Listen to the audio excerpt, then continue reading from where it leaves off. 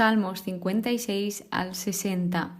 Mientras estudiaba estos salmos me he dado cuenta que tienen un título diferente, tal vez en otras traducciones, en otras Biblias, pero por ejemplo en la mía no estaba, y es el término, la palabra miktam. Exactamente lo que es, no se tiene certeza absoluta de qué significa esta palabra, pero lo que os puedo decir es que, por ejemplo, los salmos que son titulados como miktam son el 16 y justamente son desde el 56 hasta el 69.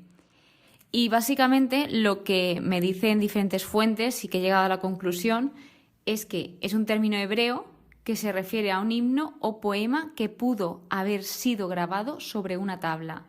Sobre todo esto último, que ha sido grabado sobre una tabla, es lo que más he visto que se repite a la hora de definir este término.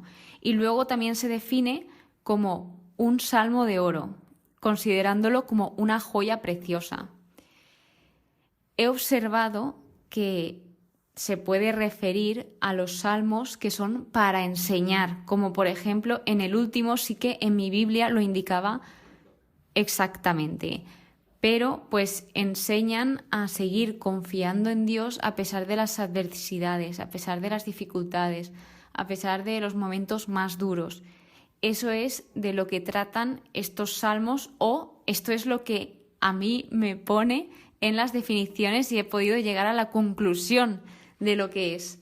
Por lo tanto, pues dicho esta curiosidad, vamos a empezar por el Salmo 56. Todos los salmos que veremos hoy son escritos por David.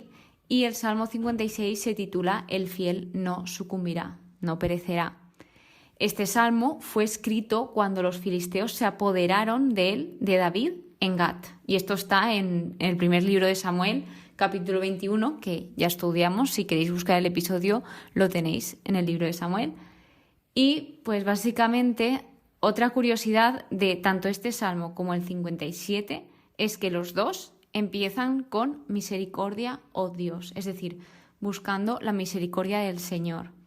Aquí David lo que nos dice, lo que transmite con este salmo es que tiene muchos enemigos atacándole constantemente, es decir, es que siempre están encima de él. Y en los versículos 4 y 5 os quería compartir lo que nos dice porque me parece precioso, y es: el día en que temo, en ti confío.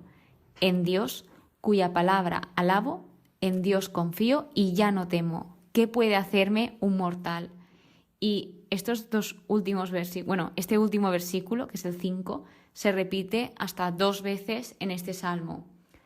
Lo que hace en estos versículos es celebrar la promesa de Dios, que no engaña, que es cierta, que es verdadera, de que si tiene a Dios no teme a nada. O sea, su confianza es extrema en el Señor y que no teme a ningún hombre, porque él tiene completa seguridad, dicho por él en el versículo 10, de que Dios está por él. Dice: yo sé que Dios está por mí. Es una confianza constante lo de David. Entonces dice en el versículo 14 también como que nos da un testimonio diciendo: rescataste mi vida de la muerte, para que marche en la presencia de Dios, iluminado por la luz de la vida. En conclusión, en este salmo lo que hace David es clamar a Dios pidiéndole ayuda, también como que desahogándose de la situación en la que se encuentra, en una situación muy dura, en una situación donde, pues básicamente aquí lo indica, cuando los filisteos se apoderaron de él en Gat. Y también lo que pide es protección contra sus enemigos. Y esto nos lleva al Salmo 57, que se llama En medio de los leones. Este salmo justamente fue escrito cuando se escondió en la cueva huyendo de Saúl, que yo me acuerdo cuando leí esto, que era una completa locura todo lo que pasó. Pues en esta parte lo que hace es invocar y dice: invoco al Dios que tanto hace por mí. Él reconoce todas las maravillas que el Señor hace por él en todo momento de su vida, en toda circunstancia, y nos dice pues que él también lo que pide es que Dios le envíe su amor y su verdad, y que se encuentra en ese mismo instante en un momento muy crítico, dice entre leones, y cuando se refiere a entre leones en estas líneas, lo que está haciendo es mostrar la peligrosidad de la situación en la que él está. Así que pues os podéis imaginar. Y a pesar de esto, a pesar de todo esto, de esas persecuciones, de pues todas las tribulaciones por las que pasaba, él seguía. Es que se repiten estos salmos, pero es que es así. Sigue confiando, sigue alabando al Señor, aunque todos intenten nublar su fe, que su fe disminuya, él sigue buscando ese refugio en Dios, porque también Dios es el lugar seguro de David. David siempre recurre a Dios en cualquier momento.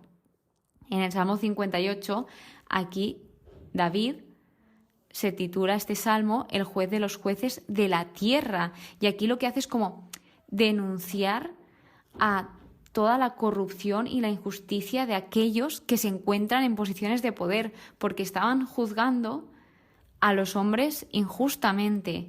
De hecho, al principio se dirige a ellos, se dirige a los jueces y a los príncipes, diciendo una pregunta muy reflexiva, retórica, no sé cómo expresarlo. Dice, ¿juzgáis a los hombres conforme a derecho? Es decir, ¿estáis siendo justos a la hora de juzgar? Y pues lo que nos transmite, lo que nos va contando es que no, de que no paran de cometerse injusticias, mentiras, traiciones, etc. Entonces, en lo que tiene confianza David es, en el versículo 12, nos lo dice, dirá la gente, el honrado cosecha su fruto, sí, hay un Dios que juzga en la tierra. David confía en que Dios traerá un juicio y que establecerá esta justicia. Todo conlleva a esa justicia.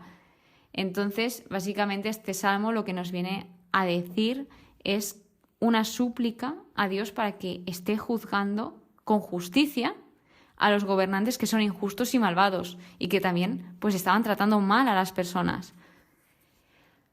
Y luego, pues el Salmo 59 es contra los impíos y se escribe cuando Saúl mandó vigilar la casa de David con el fin de matarle. Es que Saúl, el rey Saúl, que era al principio íntimo amigo de David, pues finalmente la ira, los celos, la envidia le comieron por dentro e iba en contra de pues una de las personas que fue muy importante para él.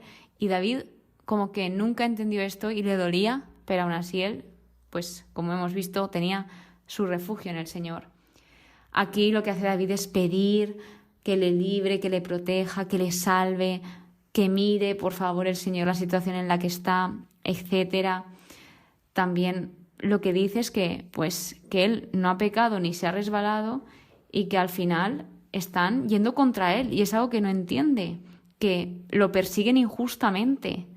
Entonces también como que los describe, nos comenta que sus labios son como espadas, que al final también cuando hablamos podemos herir, aunque no sea físicamente, psicológicamente, con nuestras palabras podemos herir.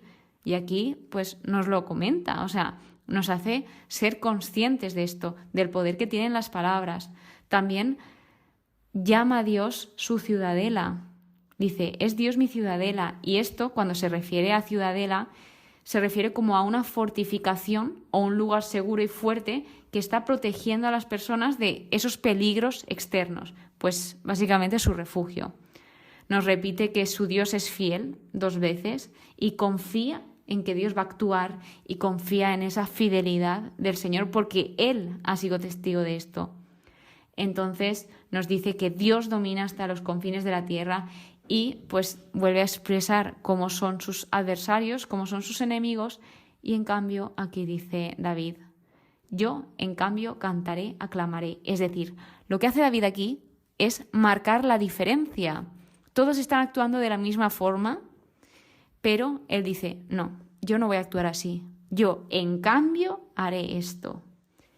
Entonces también, pues, llama al Señor como fuerza mía, escudo, ciudadela, mi Dios fiel. Y cuando se refiere en varias ocasiones a mi Dios, aquí lo que está declarando es esa conexión tan cercana y personal con Dios. Porque no es lo mismo decir, Dios, protégeme, que mi Dios, protégeme. O sea, cuando ya se refiere como a Dios como mi Dios, ya se está viendo esa relación cercana que Dios tiene bueno, y que David tiene con Dios.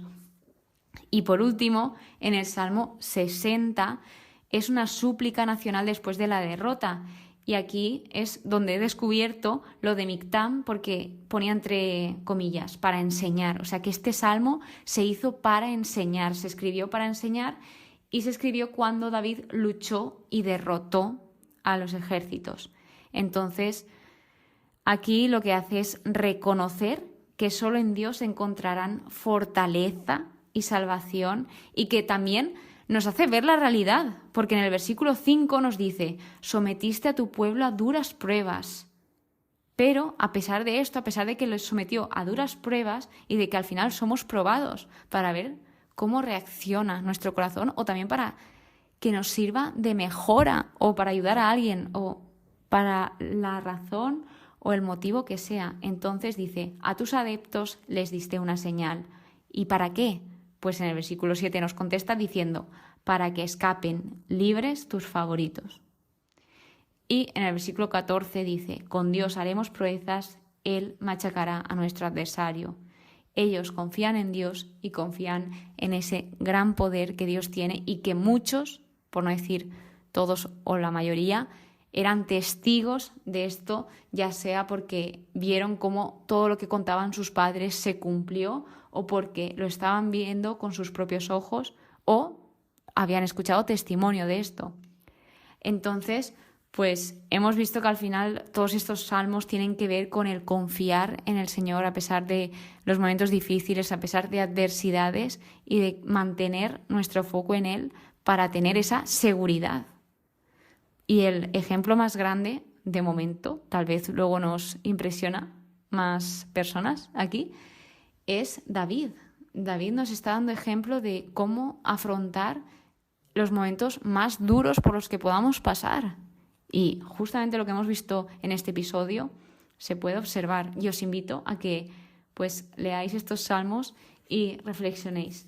Entonces, pues espero que hayáis aprendido, sobre todo, pues esta palabra tan curiosa que es Mictam, que pues ojalá se descubra un poco más sobre su significado, porque creo que tiene mucho más trasfondo de lo que os he podido explicar.